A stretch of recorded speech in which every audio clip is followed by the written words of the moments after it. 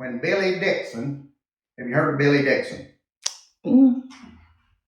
At the Battle of Adobe Walls on the Canadian River up this way. Mm-hmm. At the Battle of Adobe Walls, the Comanches come in to run the buffalo hunters off. Mm-hmm. And the buffalo hunters could legally come to Texas. Mm-hmm. Now, they couldn't come to Oklahoma south of the Arkansas River, but it was real questionable about Texas. See? Mm-hmm. So when the buffalo hunters came, then Quanah Parker put together and you're familiar with Quanah Parker because he's Cynthia Ann Parker's son. Quanah Parker put together a group of Indians to run the buffalo hunters off. Mm-hmm. And Billy Dixon was with the group at Adobe Walls when the Comanches got there. Mm-hmm. And at 4 o'clock in the morning, and we think it's just a sign from God, but a ridgepole in the middle of the building he was sleeping, he and others were sleeping in, broke and popped loud and woke them all up. And they thought the roof was falling in, and it may have. Yeah. So they got up. And then by the time they got it propped back up, the ceiling in the place, well, it was going to be time to get up and go buffalo hunting. And they got to looking out and could tell something was wrong. And they knew before the Indians attacked that the Indians were out there. So thank goodness they were prepared. And the Indians attacked, and there was quite a battle of, and that was the first battle of the Red River Wars in 1874 or 5. And Medicine Man Atascue had promised the Indians, the Comanches and Kiowas and others that had put together, had promised them that their white man's bullets wouldn't bother them. But Billy Dixon was a buffalo hunter with a Sharps 50. The biggest, best gun of the time. And buffalo were so expensive, and he'd been in it long enough, he had the money to buy the best gun. And he, after the attack and a few people killed, then the Indians went back, and the Indians were harassing them up on the hill. Billy shot that 50 caliber Sharps and knocked that Medicine Man off of his horse. Oh, really? At 7/8 of a mile. And that's the shot that you see on every Western you've ever seen. Oh, really? Was a copy of Billy Dixon in that shot. And that caused the Indians to lose heart. And that was the first battle of the Red River Wars.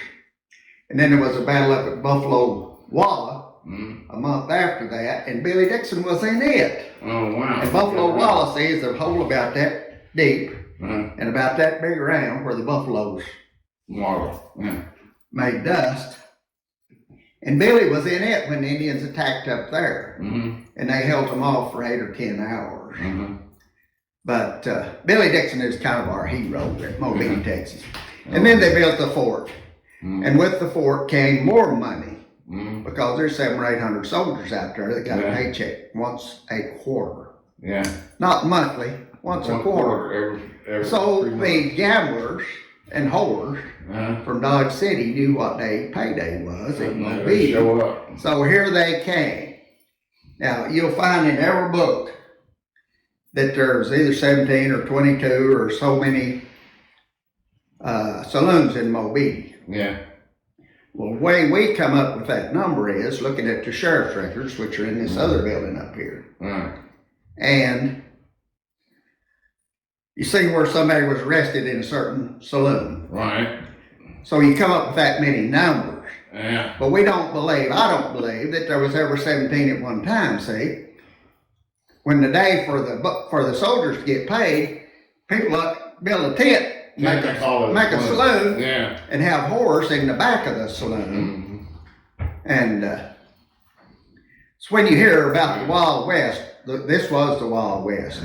And Matt Masterson was here, and White Earp spent a night in jail, but it wasn't this jail, it was before this one was built, for using gold coins that were not the full half ounce or Oh, they'd been filed off of one side. All of his coins were. Oh, no. So he spent a night in jail. He's still wanted in Mobeetie, Texas, because he posted bail the next day and went back. But Bat stayed here, Bat Masterson. Mm-hmm. And Bat got sweet on one of the girls Uh-huh. in Henry Fleming's saloon, which is on Sweetwater Creek, half a mile this way. Yeah. Sweetwater Creek, if you didn't notice, Yeah. is a half mile this way and that way and that way and that way and that way. Yeah. It So makes- kind of in the middle of the Right. semicircle. Yeah. And the reason we're here in Mobeetie is the first saloon at the fort. Right. Hightown was on the creek, Mhm. but the fort, they sold some liquor real quick when they unloaded the soldiers and the equipment at the fort. Mhm. Well, somebody got drunk, pulled a gun, and various things like happened. Mhm. And the officers in charge of the fort said, get that liquor selling business away from the fort a mile.